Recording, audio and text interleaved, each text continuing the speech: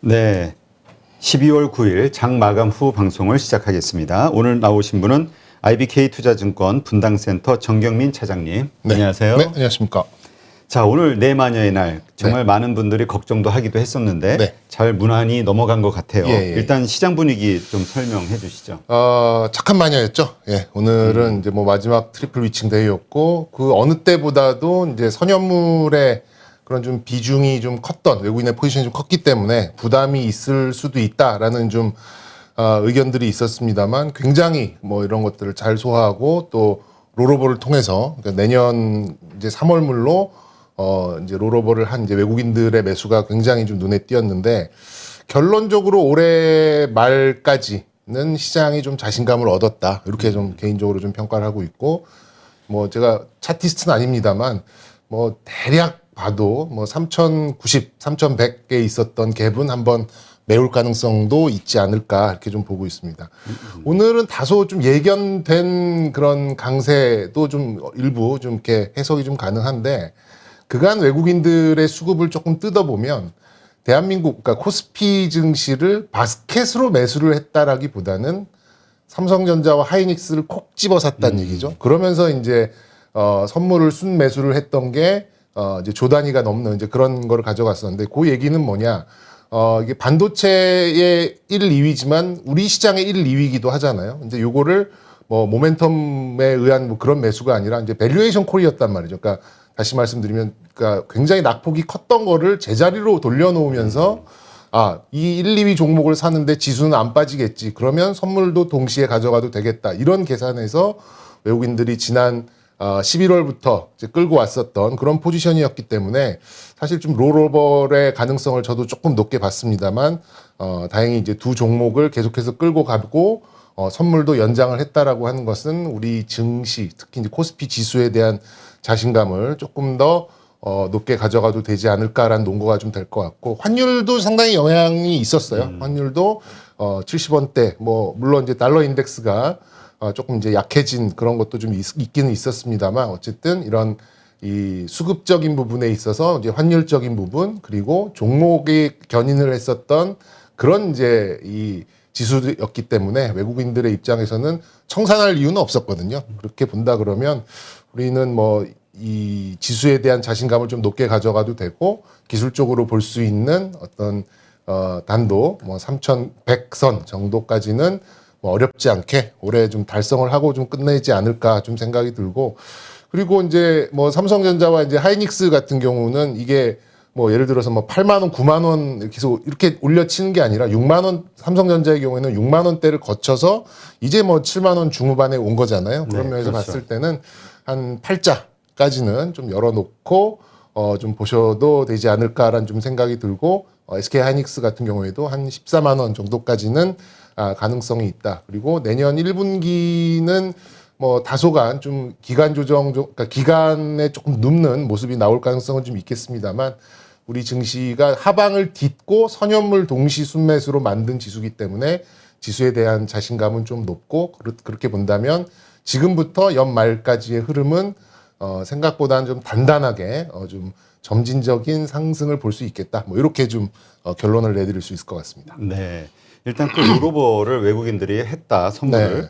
오늘 보니까 6천억 이상 네. 선물 매수가 잡혔잖아요. 그렇죠. 이거 예. 그냥 신규 매수라기보다 롤오버를 그렇죠. 했다. 롤오버로 이렇게 봐야 보시면, 되는 건가요? 예, 그게 좀 맞다고 좀 생각이 들고, 그리고 물론 이제 이 순매수를 했었던 포지션이 전부 다 넘어가는 건 아닙니다만, 말씀드렸듯이 우리 시장 지수에 대한 베팅이었다면은 좀 들고 날고의 그런 변동성이 있었을 것 같은데, 이거는 반도체 두 종목이 만들어내는 지수에 약간 후행하는 듯한 이제 그런 모습으로 만들어낸 수급이었기 때문에 저는 뭐 내년 뭐 1월까지도 뭐 나쁘지 않은 좀 흐름을 좀 예상할 수 있지 않을까, 이렇게 말씀드릴 수 있겠습니다. 네.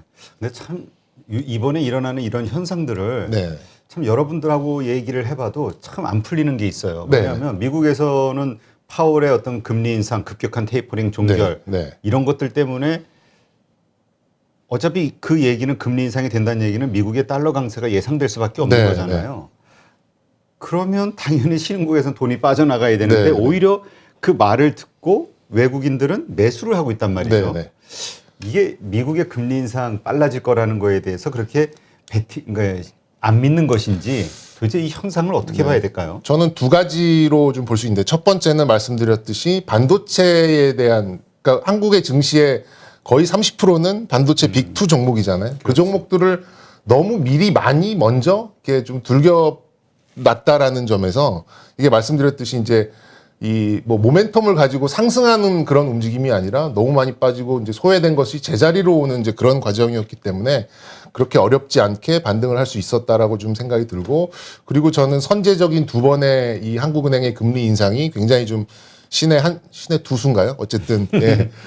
좀 좋은 그런 흐름이 됐었다. 그리고 물론 이제 경기 민감 섹터에 굉장히 이제 한국 이 산업 구조가 조금 이렇게 취약한 이제 그런 모습에 좀 있기는 있었습니다만 그래도 좀 반도체라는 게 역시 반도체의 나라답게 이 앞서 있는 두 종목이 이끌어져 지수를 회복시켰다라는 점에서 일부 이제 외국인들의 수급은 좀 해석이 그 정도로 좀 되지 않나 좀 생각이 좀 들고 향후에는 이제 본격적으로 테이퍼링 또 금리 인상 이런 얘기가 좀 나올 거예요. 근데 뭐 이거 시청하시는 분들도 이제 과거의 데이터 물론 이제 과거에 있었던 게 또 똑같이 일어난다. 뭐 그리고 이번에는 코로나라는 또 변수가 있어서 조금 어떻게 될지 모르지만 대한민국 증시가 가장 강했을 때를 생각해 보시면 미국에서 첫 번째 금리 인상을 하고 두 번째 금리 인상까지의 기간이 가장 좋습니다. 이거는 증시뿐만 아니라 거의 모든 자본시장 자산의 어떤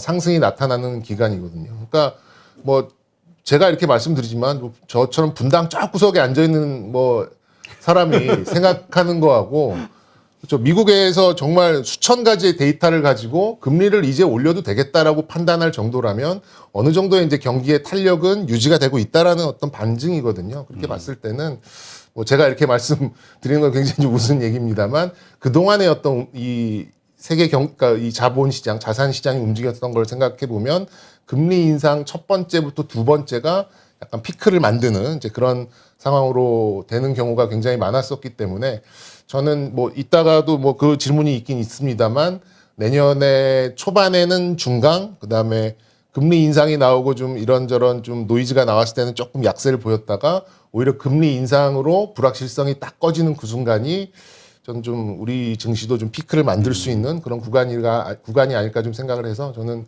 내년 하반기는 조금 강세장 이렇게 좀 뭐 보고 있습니다. 네, 그렇군요. 네. 근데 물론 여기에는 그 우리가 이전까지 금리 인상을 한다는 것에는 경기 회복에 대한 어떤 자신감 네. 이런 게 있으니까 하겠지라고 했잖아요. 네네. 근데 지금 나오는 이야기들 들어보면은 그것만이 아니라 인플레이션에 대한 네네. 그거에 대한 불안감도 있지만 인플레이션에 대한 우려 때문에 그러니까 그렇게 경기 회복세가 크지 않는 그런 상황이 되더라도 이 인플레이션 때문에 그 금리 인상을 할 수밖에 없는 네네. 이런 부정적인 요소가 지금 스물스물 이야기들이 올라오고 있잖아요. 그렇죠. 그럼에도 불구하고 그 뷰는 네. 동일하신 건가요? 그러니까 지금 금리 인상은 이제 인플레이션의 브레이커 역할을 이제 가장 큰 요인으로 좀 보고는 있는데, 그러니까 이 지금까지의 이제 그런 그 강세를 만들어 왔었던 것들을 보면은 뭐 말 그대로 지금 정도의 그 인플레이션이 일어나는 이제 이런 예측치나 뭐 이런 것들을 사실 뭐 다 감안하고 그쪽에서도 뭐 이제 주가가 많이 올랐으니까 금리 올려서 주가를 빼야겠다 뭐 이렇게 해서 금리 올리는 건 아니잖아요. 그래서 충분히 이제 그 인플레이션이 전가가 될 수 있는 그런 환경이 돼야지만 그쪽에서도 자신 있게 금리 인상을 할 것이다라는 좀 생각을 갖고 있어서 뭐 금리 인상이라는 자체가 우리가 이제 너무 책으로만 배워가지고 금리 인상은 주식시장이 안 좋다 뭐 이런 식으로 좀 주입식으로 좀 배웠습니다만 그간의 어떤 이제 과거에 미국의 금리 인상에 있어서 우리나라 증시에서 이제 나타났던 강세를 좀 보시면 이번에는 금리 인상 직전이 조금 노이즈가 있을 뿐이지 차라리 그런 거에 불확실성이 딱 깨지고 나는 그 순간부터는 한국 증시에는 사실 크게 나쁠 건 없다라고 생각이 듭니다. 네, 알겠습니다. 자, 그러면 이번에 메타버스 NFT 네. 관련 게임주 이야기 한번 해볼까요? 네. 조정을 좀 세게 받았죠. 뭐 네, 네. 20%에서 30%까지 그렇죠. 예, 고점 대비 이렇게 조정을 받았는데 그래서 일각에서는 이제 끝난 거 아니냐. 네. 근데 또 그렇게 생각할 만하면 또 이렇게 또 반등하고 이런단 네. 말이죠. 네. 일단 어떻게 이 섹터 혹은 이 게임주 테마를 봐야 될까요? 네. 절대 끝난 게 뭐 제가 지난 그 출연 마지막에 요거를 좀 강조하고 좀 갔었는데 그 뒤에 20-30%가 깨졌죠. 근데 빠진 거의 절반 정도가 지금 뭐 2-3일 동안 또 확 올라오는 그런 부분이 있죠. 일단 제가 보는 관점에서는 이 NFT 게임 또 뭐 P2E 메타버스 뭐 다 컨텐츠까지 뭐 같은 통속 그러니까 좀 이상한데 하여튼 같은 군 네. 이제 NFT 메타버스 관련 네. 게임이죠. 그쪽 군에 있어서는 불확실한 호재를 가지고 있고 확실한 악재를 가지고 있는 이제 종목군이 아닌가 좀 생각이 듭니다.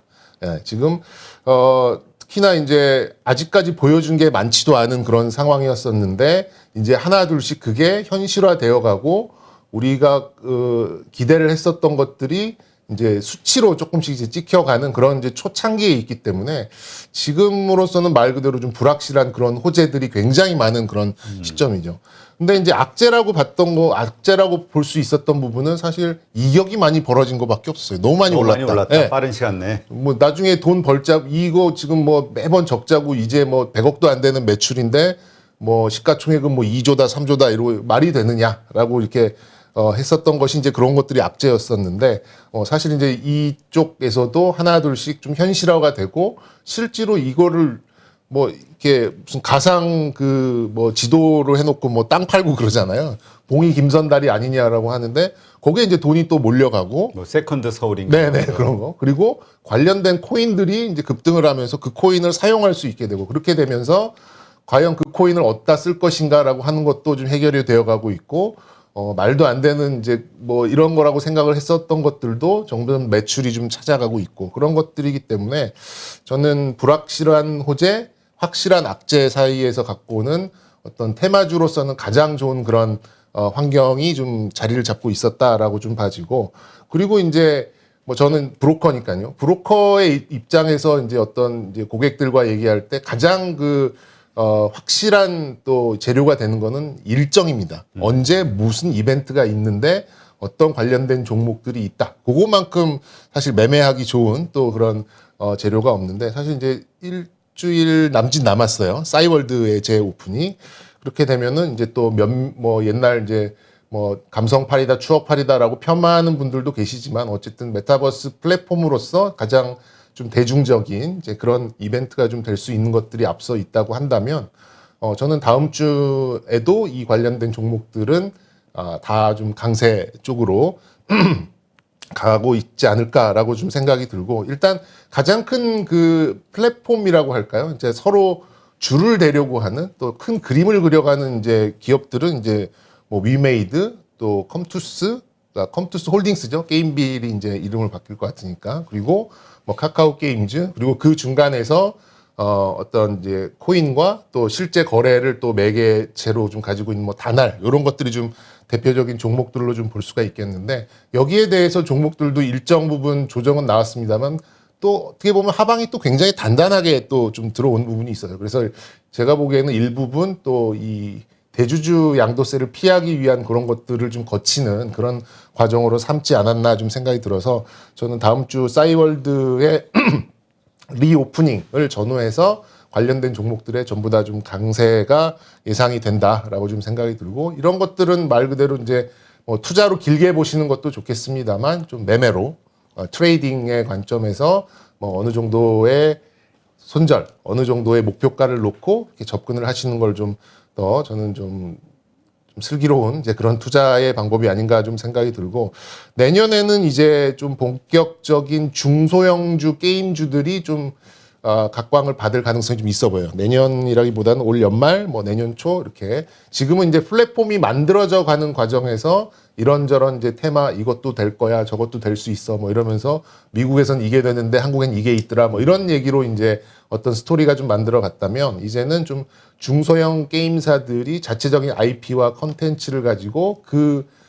플랫폼을 이용해서 본격적으로 좀 돈을 벌어가는 이제 그런 과정이 좀 나올 것 같아요. 그래서 중소형 게임주 중에서는 제가 눈여겨보고 있는 게임주들이 이제 넥슨의 개발사죠. 뭐 넷게임즈라는 회사 그리고 웹툰 IP도 많이 갖고 있고 이제 에오스라는 게임 IP를 가지고 있는 미스터 블루 그리고 대표님도 아마 해보셨을 것 같은데 썬데이 토즈 애니팡 있잖아요. 아, 애니팡. 안 해보셨나요? 아니, 해봤어요. 해보셨죠.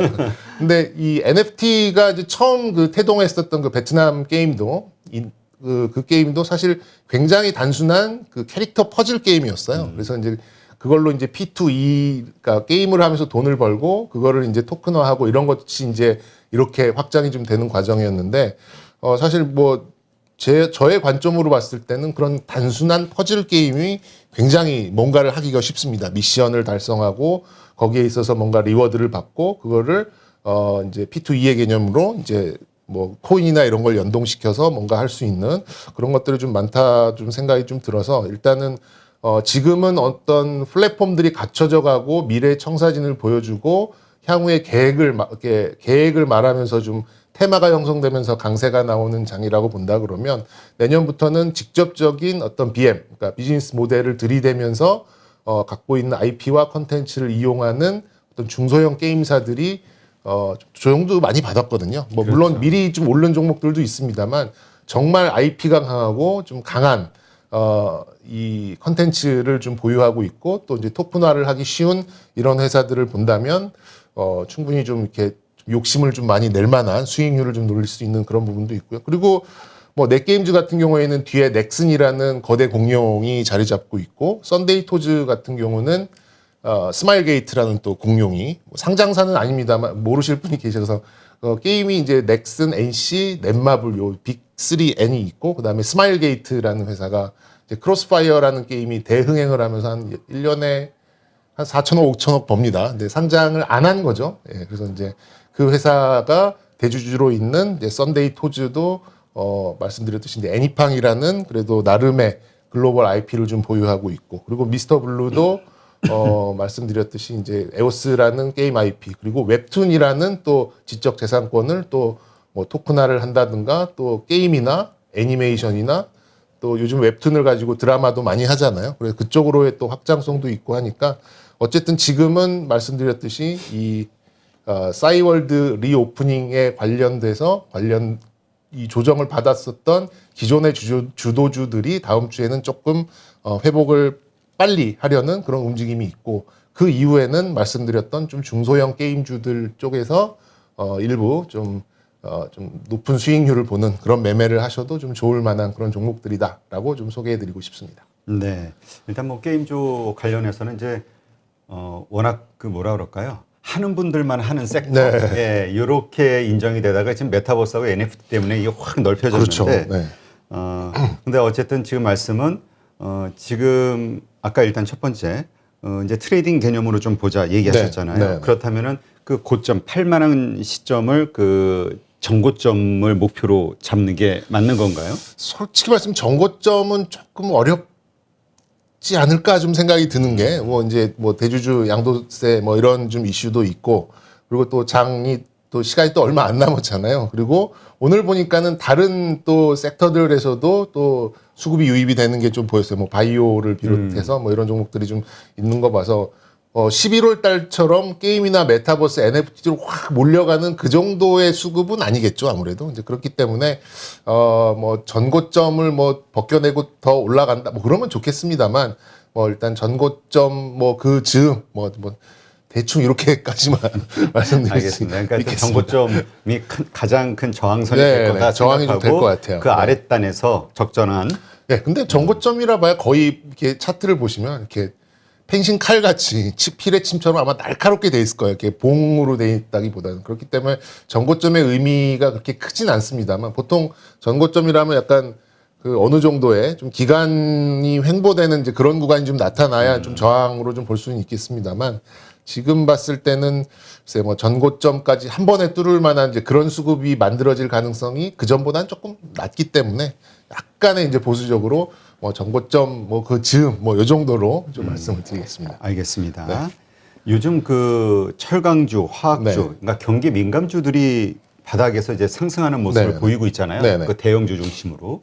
그래서 많은 분들이 그 뭐죠? 이제 대형주의 어떤 상승, 장세가 네. 시작이 되는 건가? 뭐 이런 기대감 갖는 예. 분도 있고 또 이렇게 올라오면서 메타버스 이런 게임주들이 오히려 좀 네. 떨어지니까 그렇죠. 하여튼 이러한 것들 때문에 어떻게 앞으로 전략을 세워야 될지 좀 헷갈려 하시더라고요. 예. 저는 이게 이 화학, 뭐 철강, 뭐 이런 또 소재 쪽이 이쪽도 굉장히 조정을 많이 받고 정말 많이 떨어져 있는 상태에서 유가가 확 떨어지면서 이제 원재료에 대한 부담이 줄어들겠다라는 약간 상식적인 차원에서의 반등이었다고 생각이 듭니다. 그래서 뭐 제 개인적인 생각입니다만 주도주는 될 수가 없다라고 봐요. 주도주가 되기에는 좀 어렵고 말 그대로 모멘텀 콜이 아니라 밸류에이션 콜이죠. 지금 얘네가 버는 돈에 비해서 너무 많이 떨어져 있고 좀 수급도 많이 비어 있는 상태고 그리고 그걸 짓눌렀던 공매도들도 지금 청산이 되고 있잖아요. 왜냐하면 이제 공매도도 북클로징을 해야 되는 그런 시점이 오기 때문에 그러면서 그런 것들이 열리면서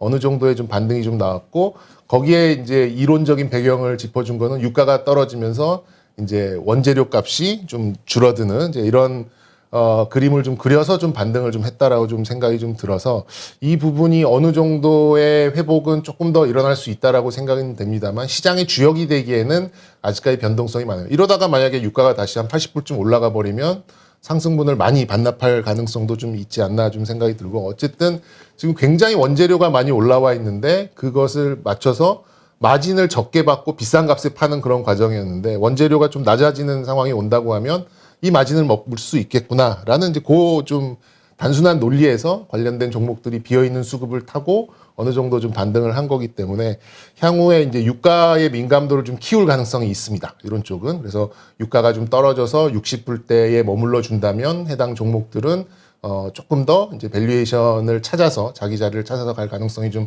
있어 보이고 만약에 70불대 한 중반 후반 이렇게 올라오면 상승 탄력은 조금 떨어질 가능성이 좀 있다고 좀 생각이 들어요. 그런데 지난번에도 뭐 대표님과 좀 얘기를 좀 나눴었는데 조선주는 조금 입장이 다른 것 같아요. 조선주는 말씀드렸듯이 이제 2년, 3년 전에 싼 원재료로 한 중간쯤 되는 이제 선가의 이제 수주를 받았던 것이 지금 그 정도의 성과인데 원재료가 올라가 있는 상태로 납품을 해야 되니까 그쪽에 가질 수 있는 마진이 굉장히 적은 상태였는데 내년이면은 거의 그 물량이 이제 다 인도가 끝납니다. 그렇게 본다고 하면 이제 비싼 값에 이제 수주를 받고 비싼 원재료의 값을 이제 커버할 수 있는 전가시킬 수 있는 이제 그 영역으로 좀 들어온다고 하면 내년 특히 한 중반부 이후부터는 조선주의 그 마진 그 순이익단은 굉장히 빠르게 개선될 가능성이 좀 있어 보여서 일단 저 개인적으로는 경기 민감 섹터 내에서는 조선주를 매수하지 않으시더라도 한번 관심 종목 상단에 놓고 한번 보실 만한 그런 종목군이 아닌가 좀 생각이 들고 뭐 조선주도 뭐 여러 가지가 있습니다만 아직 교통 정리가 덜 끝났잖아요. 이제 그 중간 지주사가 있다 보니까 현대중공업 지주 아래 한국조선해양이 있고 현대중공업, 뭐 미포조선, 뭐 삼호중공업 또 뭐 대우조선해양 뭐 이런 걸 다 끼워 넣어야 되는 그런 상황이기 때문에 그래서 지금으로 트레이딩을 하고 또 지표로 삼기에는 현대미포조선과 현대중공업 정도를 놓고 매매를 하지 않으셔도 원재료의 변화에 따라서 또 이 수주량의 변화에 따라서 마진에 따라서 이 종목들의 주가가 어느 정도의 탄력을 가져가고 있구나라는 것을 경기 민감 종목들의 약간 지표로 이렇게 좀 참고를 하시는 정도로만 보셔도 저는 많은 걸 얻어갈 수 있는 그런 시그널이 되지 않을까 그렇게 좀 생각하고 있습니다. 네, 알겠습니다. 오늘 아까 잠깐 말씀하셨지만 바이오주 움직임들이 약간 심상치 않아요. 저도 요새 계속 이제 많은 분들이 바이오주가 이제 좀 내년도에 어떤 주도주가 되지 않을까 기대감을 표명하는 분들이 있어서 그 신약 관련된 바이오주들을 한번 이렇게 모아놔봤거든요. 한 30종목 가까이. 근데 이게 항상 파란불 아니 대부분이 파란불 아니면 그냥 뭐 아주 빨간불이라도 뭐 약간 이랬는데 어제 오늘 들어서부터는 뭐 10% 이상짜리들이 확확 튀어 올라와요. 다르죠. 그거 제가 이제 한 달 전에 여기 또 나와가지고 일단 바이오는 비수기인 겨울에 사셔서 성수기인 내년 1분기에 매도를 하시는 전략이 좋습니다라고 이제 우아한 말씀만 드리고 좀 떠났었는데 실질적으로 움직이는 거는 이제서야 아주 움직이더라고요. 그래서 그런 것들을 좀 살펴보면 반드시 일정이 있습니다. 뭐 어떤 이벤트에 대한 일정 그거를 이슈를 자극해주는 이제 뭔가의 클루가 있는데 오늘 보시면은 이제 JP모건 그 컨퍼런스에 참가할 그 명단이 아니라 그 업체들이 일부 공개가 됐어요. 그런 이제 일정들이 나오면서 관련된 이제 종목들 일부 이제 올라가고 있고 또 강세가 나오는 종목들을 보니까 이중항체, 그러니까 항암제 관련된 종목들이 먼저 좀 튀어나왔거든요. 뭐 네오 이뮨텍을 비롯해서 뭐 이중항체는 아닙니다만 어쨌든 항암제 관련돼서 뭐 네오 이뮨텍을 필두로 해서 또 이중항체 대표적 뭐 ABL 바이오, 에클론 이런 종목들이 좀 올라가는 걸로 봤을 때는 이쪽에도 너무 좀 낙폭이 좀 심했구나라는 걸 다시 한번 새삼 한번 좀 볼 수 있는 그런 상황이었고 어쨌든 일정적인 그런 이슈가 내년 1월, 3월, 4월, 5월 쭉 있거든요. 무슨 학회 또 있으면서 그리고 또 이 바이오 관련된 종목들의 주가가 또 너무 많이 밀려 있는 그런 상황이기 때문에 약간 경기 민감, 뭐 화학, 뭐 철강 이런 거하고 약간 비슷한 부류의 좀 반등이 아니었나 좀 생각이 들어요. 그런데 조금 이제 다른 생각이 또 드는 거는 따라가고 싶다라는 생각은 별로 안 들어요. 아, 그래요? 예. 그러니까 뭐 제 거래하는 손님한테 요 바이오 좀 올라가고 있으니까 요거 한번 따라서 한번 사보시죠라고 제가 손님한테 콜을 드리기에는 조금 부담스러운 좀 입장입니다. 저는 오히려 조금 눌림목을 기다려 볼 것 같아요. 지금 올라갈 때 쫓아가는 것보다. 지금 쫓아가는 것보다는 아무래도 뭐 아까 언급드렸듯이 이제 공매도들이 이제 북클로징하면서 좀 청산되는 부분도 있고 원체 비어 있는 이제 그런 수급 상황에서 조금의 이제 프로그램 매수만 들어가도 뭐 매도가 굉장히 얇기 때문에 매수가 조금만 스며들어가도 훅 오르는 부분이 좀 있잖아요. 그런데 말씀드렸듯이 이게 이제 어떤 모멘텀을 가지고 올라간다기보다는 너무 많이 빠진 저가에서 어느 정도 좀 수위를 높이고 좀 정상적인 구간으로 오는 그런 상황이라는 좀 생각이 들어서 이걸 곧바로 따라가고 싶다라는 생각보다는 조금 지켜보고 뭐 예를 들어서 100주를 산다라고 하면 뭐 5주, 10주 정도야 이제 보초병으로 좀 매수를 할 수는 있겠습니다만 본격적으로 여기 비중을 실어서 쫓아가고 싶다라는 생각은 물론 제 개인적인 의견입니다. 좀 본능적으로 조금 들지 않은 것 같고 오히려 저는 다음 주나 아니면 그 거래 마지막 주 정도에 눌림목이 한번 나온다면 그동안 탄력이 좋았던 종목들을 조금 좀 추려서 그 안에서 이제 매매거리를 좀 찾아보는 게 어떨까라는 좀 생각이 들고 매년 이제 이런 컨퍼런스가 있으면은 이제 올라가는 종목들은 뭐 비슷해요. 뭐 일단 기본적으로 기존에 이 기술 수출에 대한 이제 레퍼런스가 있는, 그러니까 한 번이라도 기술 수출을 뭐 조 단위가 됐든 천억 단위가 됐든 기술 수출을 하고 지금도 임상 실험 단계 뭐 2상, 뭐 3상, 뭐 3상은 잘 없습니다만 뭐 이렇게 그렇다고 해서 막 전임상 단계 뭐 이런 것까지 움직이기에는 좀 그렇고 일단은 1상, 2상 그리고 오늘 올라갔었던 그런 이중항체 관련된 종목들은 또 이 글로벌 빅파마들하고 이제 같이 임상 실험을 이제 하는 부분이 있거든요. 그런 것들에 있어서의 움직임 중에서 좀 좋은 종목들을 좀 추려서 하는 이제 그런 매매가 조금 더 어울리지 않을까 개인적으로는 이렇게 생각하고 싶습니다. 네, 그렇군요. 네.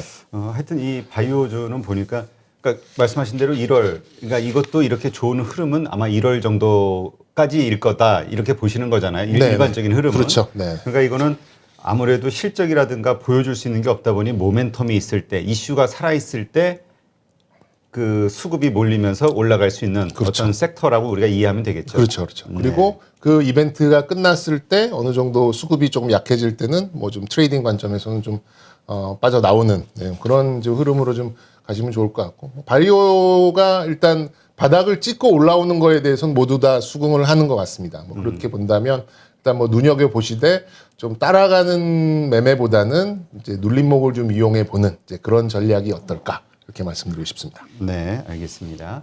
지금 아까 반도체, 그러니까 삼성전자와 하이닉스에 이제 외국인 매수가 몰리는 네. 뭐 이유 잠깐 말씀하셨는데 사실 그냥 결론적으로 말하면 싸기 때문에 사는 그렇죠. 거다 싸긴 이렇게 봐야 되잖아요. 우리가 우려했었고 안 좋았었던 상황보다는 나쁘지 않네 이런 부분이죠. 그러니까 그 9월이었던 걸로 기억이 나는데 뭐 윈터 이즈 커밍, 뭐 네. 다운 사이클 시작 뭐 이런 게 이제 그 공교롭게도 이제 고정 가격을 현물 가격이 뚫고 내려가는 데드 크로스가 나면서 이제 그런 것들을 쭉 했는데 불과 그 얘기가 나오고 한 2주쯤 있다부터 본격적으로 이제 오르기 시작했었죠. 그런데 이 현물 가격은 계속 떨어지고 물론 이제 그 뭐 DDR4 기준입니다. 뭐 8기가 그 기준. 물론 반도체가 워낙 많으니까 좀 대표성 있는 그 D램으로 좀 봤을 때. 근데 현물 가격은 대충 그 낙폭을 보이고 빠지고 있었습니다만 고정 가격이 이렇게 크게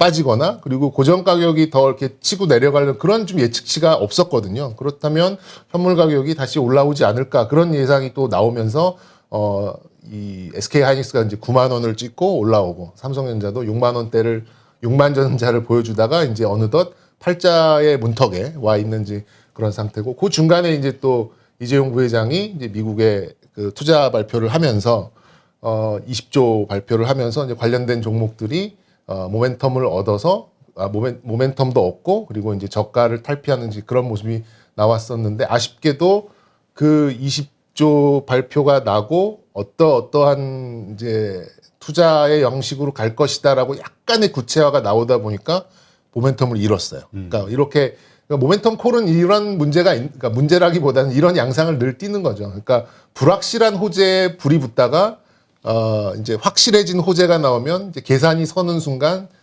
이제 주가가 이제 자리를 찾아가는 이제 그런 모습이 좀 나오고 있어서 반도체도 지금 상승이라기보다는 그냥 제자리를 찾아가는 우리가 우려했던 것만큼은 반도체 경기가 나쁘지 않다라는 거에 좀 반발 매수가 특히나 이제 외국인들로부터 좀 들어오는 거기 때문에 다소간의 흐름은 조금 더 좀 상승을 해주지 않을까. 그러니까 삼성전자도 8만 원 초중반에 있다가 쭉 밀려나갔잖아요. 그러니까 그 전에 있었던 자리까지는 어쨌든 찾아가지 않을까 생각이 들고 그 이후부터는 어쨌든 뭔가가 보여줘야 됩니다. 뭐 고정 거래 가격이 올라간다든가 아니면 뭐 요즘 나온 DDR5의 뭐 수요가 팡 터져가지고 뭐 이렇게 한다든가 아니면 비메모리 쪽에서 뭐 너도 나도 막 제발 우리 거 생산해 주시오 뭐 이러면서 막 일거리가 몇 년치가 쌓인다든가 뭐 그런 현상이 있다고 하면은 이제 뭐 9만 전자, 10만 전자가 좀 될 수는 있겠습니다만 일단 삼성전자 기준으로 봤을 때는 하락을 시작했었던 원점 정도까지는 회복을 할 수 있는 이제 그런 이제 수급의 힘이 충분히 좀 느껴지는 거니까 뭐 저는 8만 원 한 중반 정도 하락이 시작했던 그 지점까지의 반등은 좀 열어놓고 또 많이들 물려 계시잖아요. 또 그렇죠. 저 같은 사람 나와가지고 빅사이클입니다. 12만 원 갑니다. 뭐 이렇게 말씀 많이 드렸습니다만 어쨌든 어느 정도의 회복력은 보여줄 수 있을 것이다까지는 좀 말씀드릴 수 있을 것 같습니다. 네. 사실 이제 그 작년부터 이제 주린이라고 표현하는 네. 새로 투자를 시작하시는 많은 분들이 참여를 하다 보니까 우량주 중심으로 투자를 했잖아요. 예. 그래서 이제 삼성전자가 뭐 500만 주준이 뭐 200만인가 500만인가 뭐 주주 시대를 열었다 네. 뭐 이런 뉴스도 나왔었고요. 근데 이제 아마 이분들도 이게 경험을 하고 있는 거죠. 네, 네. 지금 보니까 이렇게 지나놓고 보니까 결국은 막 그런 어떤 그 크게 빅사이클에 대한 이야기도 하나의 노이즈였고 또 JP 모건스탠이었나요? 네네. 예, 그쪽에서 얘기했던 윈터 이즈 커밍 반도체 가격 확 엄청나게 떨어질 것처럼 그래서 그래서 그때 손절하신 분들 같은 경우는 지금 좀 허무할 거예요. 많이 그냥 계시죠. 가만히 있었으면 다시 원점으로 돌아오는데 네. 이게 바로 시장의 노이즈. 그렇죠. 이 노이즈를 우리가 어떻게 투자하는데 그 뭐라 그럴까요? 대응할 것이냐. 네. 이거에 대해서 아마 많은 생각들을 하고 있지 않을까 싶어요. 네, 뭐 그런 것들을 좀 도와드리고자 있는 직업이 이제 저희 같은 브로커인데 도움이 많이 안 돼요. 네, 뭐 부채 의식을 많이 느끼고 있습니다. 아니 농담이고. 네, 삼성전자 같은 경우는 뭐 저는 애지간하면은 뭐 손절 없이 이렇게 좀 가져가시는 거를 좀 많이 좀 권해드리셨는데 뭐 그래도 자기 원칙이 뭐 예를 들어서 10% 밀리면은 무조건 손절하겠다 뭐 이런 걸로 접근을 하시는 거는 뭐 나쁘다고 볼 수는 없거든요. 근데 그 외국계 레포트 뭐 정말 공교롭다라는 얘기가 딱 맞는 것 같아요. 그러면서 공매도를 확 쳐버려가지고. 네. 그리고 근데 또 그 조금 뒤부터는 본격적으로 또 막 매수가 훅 들어오면서 그러니까 예, 심증은 있으나 물증이 없는. 네, 그런 좀 상태가 된 거죠. 근데, 그래서 네. 맞습니다. 근데 참 맞아요. 이렇게 나오시는 전문가분들도 항상 최선을 다하지만 사실 이 앞일은 아무도 모르죠. 그래서 이제 반복적으로 드리는 말씀이지만 오르면 왜 오르는지 그렇게 네. 생각하는지에 대한 이유 또 떨어지는 거에 대해서는 왜 그렇게 생각하는지에 대한 그 이유 이 방송 보시는 분들이 그 이유에 좀 집중을 하셔서 네. 그런 이유가 어떻게 흘러가냐. 그냥 오른다 내린다 이게 아니라 그렇죠. 그 이유들이 어떻게 만들어지거나 아니면 안 만들어지거나 어떻게 없어지거나 요런 데 좀 집중을 하시는 게 좋지 않을까. 실력을 키우는데. 네. 그리고 또 뭐 이제 뭐 저뿐만 아니라 이제 많은 전문가분들이 나와서 이제 여러 가지 종목을 이제 전달을 해드리는데 그 제가 오늘 여러 번 쓰는 단어 중에 이제 밸류에이션 콜이라는 게 있고 이제 모멘텀 콜이라는 게 있어요. 밸류가 싸서 그리고 내년엔 더 좋아지니까 향후 더 좋아지니까 이 종목은 제자리 제 값을 찾아가야 됩니다라는 논리에서 말씀을 드리는 그런 종목군들이 있고 지금 이거 말도 안 되게 비싼 종목입니다만 더 비싸질 수 있습니다라는 그런 논리에서 이제 종목을 말씀드리는 그런 경우가 좀 있는데 그런 거를 좀 구분해서 종목을 이렇게 좀 이렇게 분리를 해 놓으시는 것도 여러분들이 이제 향후에 종목을 선별하는 데 있어서 굉장히 큰 도움이 되고 또 타이밍을 또 잡으시는 데 굉장히 좀 도움이 되니까 저는 그런 것만 좀 하셔도 좀 얻어가시는 건 많지 않을까 좀 생각이 듭니다. 네, 알겠습니다. 자, 그러면 이제 우리 이제 12월 증시 이제 뭐 거의 끝나가고 있죠. 네, 네. 근데 보통 3주, 그러니까 2주째가 되면 거의 모든 그 양도세, 대주주 양도세권이 네, 뭐니 해가지고 전부 정리가 될 거고, 네. 뭐 부클로징도 그렇고요. 그렇죠. 그래서 3주째서부터는 오히려 저가 매수를 할 만한 시점이다라고 얘기하시는 분들도 있거든요. 네, 네. 어떻게 보세요? 12월 장세? 일단 전통적으로 12월은 뭐 주가가 나쁠 경우가 별로 없어요. 그래서 이제 무슨 산타 랠리다 뭐 이런 얘기가 있는데 그거를 좀 수급적으로 풀어보면 그 기관 투자자분 이제 그런 매니저들은 배당 차익 거래라는 걸 합니다. 12월 한 달 동안에 그러니까는 우리 주식에는 배당이 있잖아요. 근데 선물에는 배당이 없습니다. 그러니까 싼 선물을 팔고 비싼 선물을 팔고 싼 주식을 삽니다. 그래서 그 약간 백워데이션, 그러니까 선물이 현물보다 조금 이제 낮아지는 이제 그런 백워데이션 현상이 좀 나오면서 현물을 좀 끌어올리는 거죠. 그 배당 차익 거래만 잘하면 한 달에 2, 3% 정도를 땡길 수가 있어요, 매니저분들은. 근데 올해 주가 지수를 쭉 보시면 지금 연초랑 연말하고 별 차이가 없잖아요, 사실. 근데 그 매니저분들 같은 경우에는 12월 한 달 잘해서 한 2, 3% 아무리 못해도 1, 2%만 달성을 하면 이제 본전은 더 뽑는 거죠. 그러니까 다시 말씀드리면 이제 면피를 할 수 있는 금액이 크니까. 그렇죠. 그리고 뭐 제가 그분들을 폄하하는 거 절대 아닙니다. 그분들의 목적은 수익을 많이 내는 게 아니에요. 벤치마크를 이기는 게 목적입니다. 얼마만큼 변동성을 가지지 않고 벤치마크 코스피 200 지수를 넘어섰느냐 이게 그분들을 평가하고 그 사람들의 연봉을 결정하는 그런 요인인데 뭐 올 1년 내내 뭐 이 지수가 사실상 변동이 거의 없었기 때문에 사실 12월 달만 좀 잘해서 2% 3% 수익이 나서 클로징을 하게 되면은 이제 박수를 받는 거거든요. 이제 그런 면으로 봤을 때는 올 12월은 굉장히 이 기관 투자자들의 욕심을 채울 만한 이제 그런 흐름이 나올 가능성이 좀 높다. 그래서 저는 연말까지는 나쁘지 않을 것이다. 점진적으로 좀 단단하게 지수가 갈 것이다라고 계속해서 좀 말씀을 드리고 있고 이제 또 반대 현상이 1월에 나옵니다. 배당 차익 거래를 했기 때문에 그때는 선물을 사고 현물을 파는 거래가 나와요. 그러면은 그때 이제 코스피 지수보다는 그때는 약간 이제 코스닥 쪽으로 가서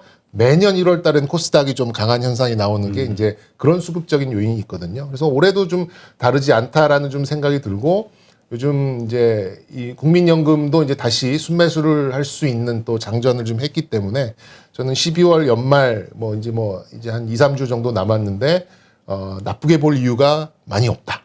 뭐 환율단도 그렇고 유가도 원재료에 대한 그런 부담도 상당히 좀 많이 내려놨고 우리나라 뭐 금리가 올리는 것도 굉장히 잘 지금 소화를 해내고 있고 수급도 굉장히 잘 들어오고 있고 그러면 뭐 사실 뭐 수급 좋고 펀더멘탈 나쁘지 않고 그러면은 주가 나쁠 이유는 없거든요. 그렇죠. 그래서 그런 이유로 봤을 때는 뭐 지금보다 뭐 많이 보면 한 100포인트 작게 봐도 그때 하락이 맞았었던 그 갭 정도는 메울 수 있지 않을까 좀 생각이 들어서 12월은 특히 이제 대형 코스피에 좀 좋게 수급이 좀 흘러갈 가능성이 좀 높고 그리고 거기에서 이제 종목을 찾아본다면 이제 오늘이 아니죠. 11월 말에 이제 뭐 MSCI 그다음에 푸츠 그 FTSE 지수 편입 관련된 종목들이 있었고 코스피 200도 이게 종목들이 이제 신규 편입이 있었잖아요. 근데 그 종목들이 자리를 잡는 이벤트는 동시만기일입니다. 아마 이제 오늘 자리를 좀 잡았을 거예요. 그래서 뭐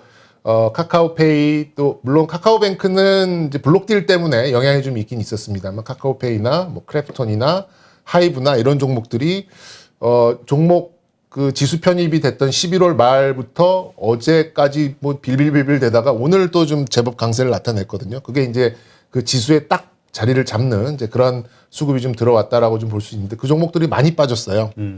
그런 것들 감안하면 연말까지는 그 지수 신규 편입된 낙폭이 좀 컸던 종목들 위주로 접근을 해보셔도 저는 시장 대비해서는 뭐 잘하면 두 자릿수 수익률까지도 좀 노려볼 수 있는 대형주 종목군이 아닐까 이렇게 또 좀 말씀드리겠습니다. 네, 알겠습니다. 자, 그러면 이번에는 내년 시장 한번 그려볼까요? 내년 뭐 지금 모두가 다 이야기 나오는 것처럼 이제 테이퍼링 3월 달에 뭐 좀 빨리 끝날 수도 있다. 네. 그래서 뭐 5월부터 뭐 금리 인상이 되는 거 아니냐 이런 의견들도 있고요. 어쨌든 다음 주죠. 15일인가요? 16일인가요? 그 FOMC 회의. 다음 주에도 한번 있고. 네. 이거에 대한 결과에 따라서 상당히 변동성이 예상이 되기도 하는데 어떻게 보세요? 일단 뭐 여러분들이 이제 믿고 걸으셔도 되는 게 증권사 출신, 증권사에 있는 사람들의 내년 전망입니다. 늘 이제 바뀌어요, 환경에 따라? 전강 후약, 전약 후강입니다. 뭐 다 이렇게 얘기를 해요. 근데 뭐 저희처럼 이거를 업으로 온 사람들이 시장을 부정해버리면은 말할 수 있는 게 없기 때문에 일단 이해는 좀 부탁드리고요. 일단 중요한 부분은 코로나라는 상황이 아직도 유지가 되고 있다라는 게 이제 굉장히 중요한 또 변수 중에 하나고 내년에 이제 대선 그리고 6월 달에 지방선거 있을 거예요. 이제 국내에는 이제 그게 가장 좀 중요한 변수 중에 하나가 좀 될 것 같고 대외적으로 봤을 때는 역시 테이퍼링과 미국의 금리 인상 이런 것들을 어떤 시계열로 쭉 놓고 봤을 때는 아까도 언급드렸듯이 1분기 초반 그러니까는 이제 뭐 설 연휴 전후 그리고 대선 전 뭐 요때까지는 중강 시장 그러니까 다시 말씀드리면 3,000선에 우리가 전고점까지는 아니더라도 그래도 좀 나쁘지 않은 시장이 형성될 가능성은 좀 있어 보입니다. 그리고 노이즈가 나오는 시점이 금리 인상 직전이에요. 테이퍼링과 금리 인상 뭐 이러이러한 것 때문에 금리 인상하고 테이퍼링을 하고 그러면 일단 맞기 전에는 좀 움츠러들기 마련이거든요. 그러면서 이제 미국의 금리가 변하고 환율이 변하고 이러면서 거기에 또 민감도가 굉장히 취약한 우리나라가 또 이렇게 한번 좀 움츠러드는 이제 그런 시점이 내년 3, 4월 뭐 좀 길게 보면 한 여름까지도 5, 6월까지도 좀 이어질 수 있고 그래서 제가 초반에도 말씀드렸듯이 그 불확실성을 딱 없애줄 수 있는 부분이 이제 금리 인상 부분. 금리 인상이 되면 오히려 그런 것들이 좀 정리가 됩니다. 근데 금리 인상을 해서 어느 정도 그 가이드라인을 줍니다. 다음 금리 인상은 뭐는 몇 프로, 뭐는 몇 프로, 뭐가 어느 정도 되면 그 다음에 금리 인상을 하겠다. 그러면서 이제 우리가 점도표를 보면서 예상을 해 나가는 것이 있잖아요. 근데 예를 들어서 6월, 이건 예입니다. 예를 들어서 6월 달에 FOMC에서 금리 인상을 했는데 8월에 금리 인상을 또 한다. 8월에 있나요? 8월에 있을 거예요. 하여튼. 뭐 갑자기 한두 달 만에 또 올린다. 그러면 좀 위험 자산을 재빨리 좀 줄여야 되는 이제 그런 시그널이 좀 될 수는 있는데 그거는 아까 대표님 말씀하셨듯이 진짜 인플레이션의 풀 브레이크예요. 진짜 급제동이라고 좀 보시면 그렇게 되면은 이 위험 자산 특히 뭐 주식이나 뭐 이런 쪽에서 자금이 굉장히 경색될 가능성이 높기 때문에 그럴 경우는 좀 이제 번외로 하고 그런 게 아니라 어느 정도의 가이드라인 그런 것이 제시가 되고 그런 것들이 맞춰져 가면서 이제 미국에서도 금리 인상이 이렇게 흘러가는 그리고 또 점도표에서도 충분히 예상할 수 있고 어느 정도의 텀을 두고 가는 금리 인상이 나온다면 그때는 대한민국의 자산 특히 이제 증시 쪽에서는 좀 마지막 한번 피크를 좀 낼 수 있는 그런 시점으로 좀 볼 수 있어서 내년은 일단 중강, 약강 뭐 이렇게 좀 예상해 보도록 하겠습니다. 사실 우리가 미래에 대해서 뭐 가봐야지 알죠. 그럼요. 우리가 예상하고 기대하는 거는 있으나 그게 현실화되는 거는 또 별개의 문제니까. 그렇죠. 네. 그럼에도 내년도에 그렇게 뭐 이러한 말씀하신 요소들로 인해서 이제 주가가 피크를 올린다 네. 했을 때 그때 수혜를 받게 되는 주요 섹터, 주도주는 어디 쪽이 될 거라고 보세요? 그렇게 되면 만약에 피크를 찍을 수 있는 부분은 이제 지수가 올라가는 거고 지수가 올라간다라고 하면은 뭐 당연히 대한민국은 반도체의 나라니까 반도체 쪽에서의 강력한 어떤 콜이 그렇죠 나올 가능성이 좀 매우 높다라고 좀 생각이 들고 그리고 뭐 코스피만 올라갈 수는 없잖아요. 코스닥 쪽에서도 올라가야 되는데 코스닥 쪽에서의 어떤 좋은 흐름을 나타낸다고 하면 이제 좀 꽃을 피우기 시작하고 있는 이제 P2E를 비롯한 게임, 메타버스 이런 쪽이 좀 좀 강하게 좀 주도를 할 가능성이 좀 있지 않을까 좀 생각이 좀 들고 좀 저의 아픈 손가락 중에 하나는 자동차예요. 제가 그 자동차를 올 하반기에 좀 주도가 될 수 있겠다라고도 좀 예상을 좀 해봤었는데 아무래도 좀 뭐 지금 계약을 해서 뭐 6개월은 기본이고 뭐 1년까지도 기다리는 사람들이 있다 보니까 그 많은 수요를 지금 이제 회계 장부에 담아내지 못하고 있는 거거든요. 그래서 아무래도 그런 좀 반도체에 대한 좀 수급이 좀 풀리는 그런 와중이 온다면 저는 아마 자동차도 반도체와 함께 좀 같이 지수를 견인할 수 있는 좀 그런 부분까지는 오지 않을까 좀 생각이 들고 뭐 자동차를 하면 굉장히 좀 많잖아요.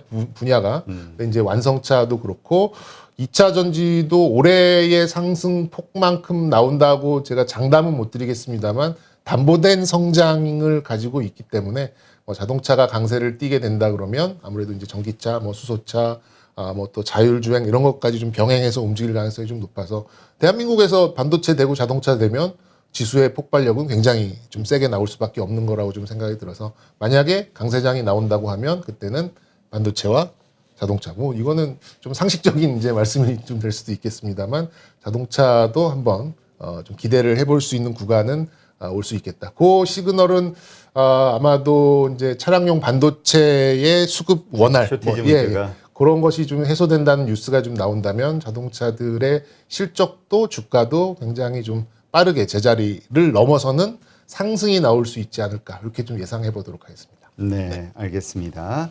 네, 하여튼 오늘 그래도 좀 그 걱정했던 것보다는 네. 무난하게 끝난 것 같아서 많은 분들이 지금 안도의 한숨을 좀 쉬고 계시지 않을까 싶은데요.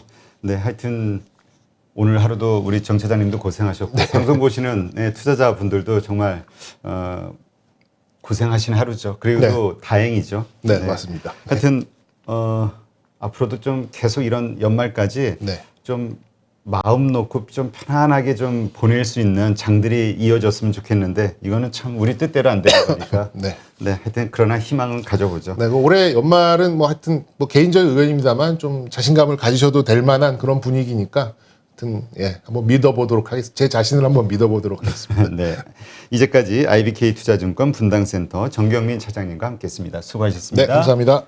네, 오늘 하루도 고생 많으셨습니다.